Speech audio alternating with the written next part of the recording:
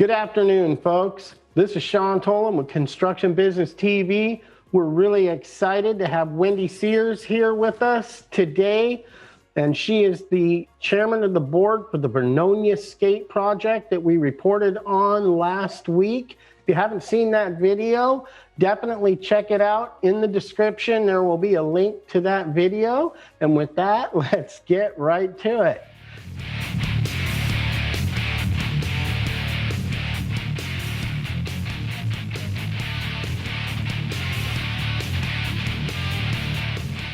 How you doing today, Wendy? I'm doing great, thank you. Awesome. Well, thank you for coming with us on here today. I've been excited to speak with you about this project. And I was wondering, many who saw the video last week were excited to hear more about the background of the project. And they kind of wanted to know a little bit more. Can you share with us a little bit about yourself and some background on the project? I work at a local manufacturing company. I also am a small business owner myself that I do on nights and weekends. And I grew up in Vernonia, and my kids went to the Vernonia school as well. So all of our graduation pictures are up on the wall, so that's kind of weird. I noticed that there was never anything for the kids to do around Vernonia because it's a logging community, and we really don't have any kind of athletic activity that's available to the kids all day long or whenever the kids want to get together. There have been a lot of teams that have tried to put things together for the kids, but it never really worked out. Nobody was really able to make anything work, so to speak. And there was a blog on the community board, local community board, asking about whatever happened to the skate park. And I happened to be on that, and I'm going, yeah, they've been talking about a skate park for years. And come to find out, there had been a couple of groups that have tried to get a skate park going. One of the groups basically absconded with the money. And then another group tried to put some hand-me-down ramps together that were made out of wood, but they were like falling apart kind of thing, and it became a nightmare for the kids because they were always worried about getting hurt. And then the adults decided to put a fence around it, so they opened the fence and shut the fence kind of thing. So they felt that there had to be some kind of supervision, so that got weird too, so that went away. And so on the community board, everybody's going, yeah, what happened? And I said, well, didn't anybody ever want to pick that up? Doesn't anybody, care? And I go, well, I care. And if nobody else is going to do it, I'll pick it up and I'll do it. So that's when I started learning about all the aspects related to the skate park. You would not believe all of the stigma attached to the skate park community and how it's just so untrue. Anyway, I could go on and on and on about it, but that's how it started. So it was basically a post on Facebook, and I said, I'll take over and I'll do it. That was 2017. Wow, amazing. What were some of the challenges you faced in rallying the support and actually beginning to raise money to build this thing? So first, a hurdle that had to be jumped was getting the city on board. So when I first went to city council, they said I had to go through the city parks and recreation here in town, and they tried to slow roll it and decided that their own pet projects were way more important than the skate park. And that's when I said, So I sent out a rally cry to the community and said, if you really want this, I need you to pack City Hall. And guess what? We packed City Hall. We had almost 100 people lined up around the room saying we want this skate park, and that's how we got started. So that was the biggest hurdle. Getting contributions was another hurdle. We had local people that would contribute, like a cord of wood kind of thing, or something that they felt like a big old jug of Prosecco kind of thing. So some things that people were able to donate. The wineries, the local wineries, they were happy to donate. That was fabulous. And then we had a van store in Portland that took us on and said that they would give us a box of gear every month. So we were able to get shoes, backpacks, clothing from Van Store on a monthly basis. We were able to raffle those off and do continual sales donations for those items. So it's been pretty good actually. Community has really rallied around. I noticed and for those of you that don't know, this is out of Vernonia, Oregon. It is outside the Portland metro area on Highway 47, going out towards the coastal range. And when I first moved to this town in July of 2019, I had seen in the windows of the local convenience store, the Chevron, where this project was going on. And it's taken a while for things to develop. And I noticed that you folks just reached your funding goal for the basic level of building the skate park, that you also got a grant from the Tony Hawk Foundation, which is now the skate park. How did that come about? So the Tony Hawk Foundation has a yearly grant application process where you have to meet a certain percentage of the dollar amount of your skate park. And once you meet the certain percentage, they will consider you for their grant. It's $25,000, and it goes specifically towards the construction of the skate park. So we were able to meet that, and they have been so helpful to us in getting the information that we needed to put our business letters together and to talk to the city about what we need and the different kind of skating elements that go into the skate park. It's so involved. But it's been really an exciting journey. Yeah, it's Tony Hawk Foundation. Thank you. Yeah, it's really amazing to get those folks involved over there.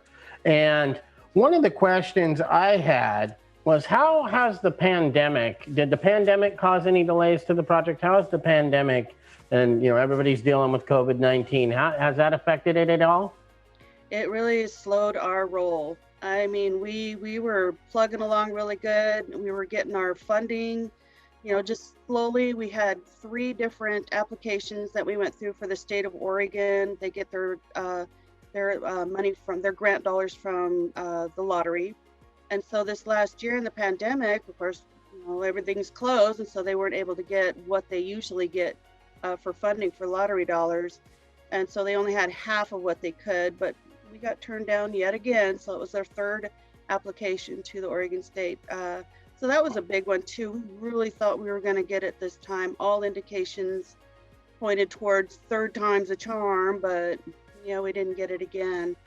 But we had over 1/3 of the monies locally that we had raised, and we were able to come up with the rest of the funding for a modest skate park. So it would be about 6,000 square feet.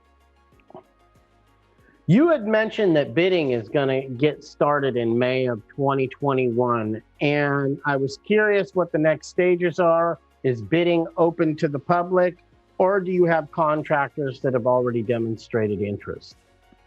We have a local contractor I think he owns a dump truck, that said that they would be able to haul the dirt out that once we dig it out of the bowl.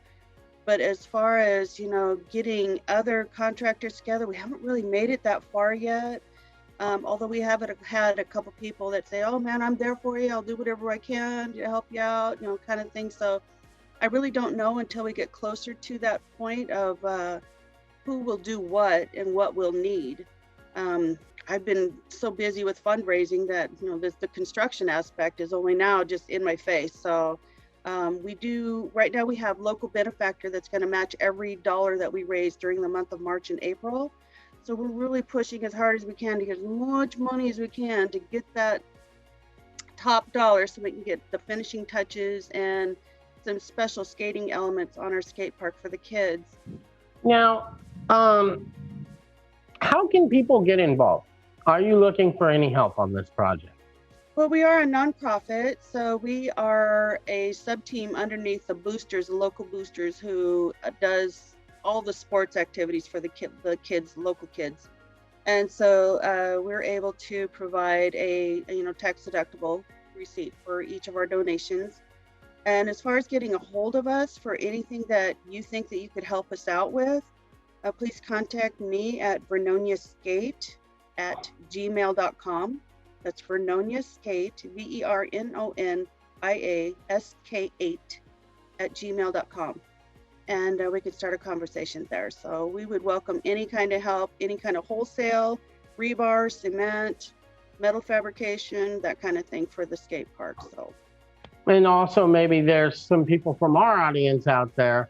If you're a contractor and you have experience on how this bidding process should go through, and you can help Wendy because they have the money, they need to go ahead and get this process because this can provide a lot of jobs for the community out there. Yeah. And there is a good opportunity for some contractors to be able to come in through that bidding process and be able to be selected and build something that's going to last for the community from what I was getting from you.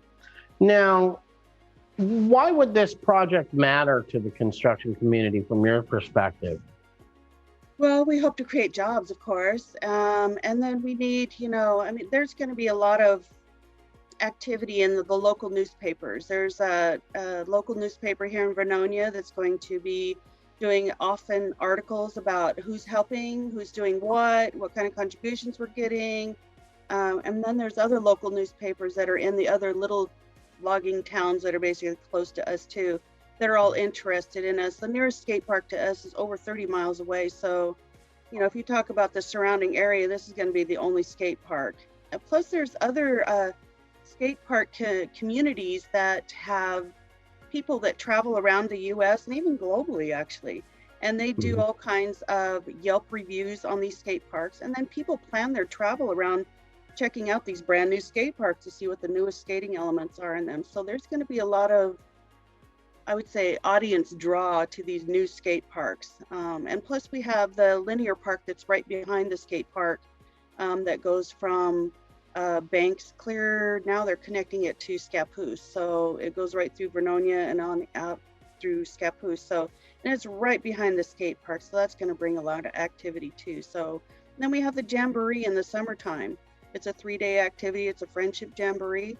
And we have a logging show on Sunday, and that draws hundreds of people, thousands of people that have ever known about Vernonia and people that don't know about Vernonia. And that skate park is going to be a real big draw for the kids. That's amazing. I know a lot of people ride their bikes out here on that trail. Yep. And for those of you that don't know, I mean, that's 17 miles to Banks. And it's got this beautiful trail that winds through the mountains, and it ends up here in Vernonia, and then it goes on the other direction. So anyway, I wanted to share this project with you folks because it is in its earliest stages, and we're going to follow this all the way through. And I would ask, how would you like this video used? How can this video help support what you're doing? Well, I want to bring excitement to, other towns. You can do this too. And let's see how much help that we can get from our community, not just here in Vernonia, but around Portland as well. Help us out, help us to help other communities too. And of course, there's job creation. So we would love to have any kind of help that we can. We'll certainly give a shout out to you whenever we get a chance. So please bring it. Awesome. Now, I want to thank you for your time here today, Wendy. Thank you for coming out and interviewing with us. We will continue to follow up on this project. Again, Wendy Sears, Chairperson of the Board for the Vernonia SK8 Project. Thank you for tuning in. And this is Sean Tolan from CBTV signing off. Stay tuned and have a great day. Bye, Wendy. Everybody.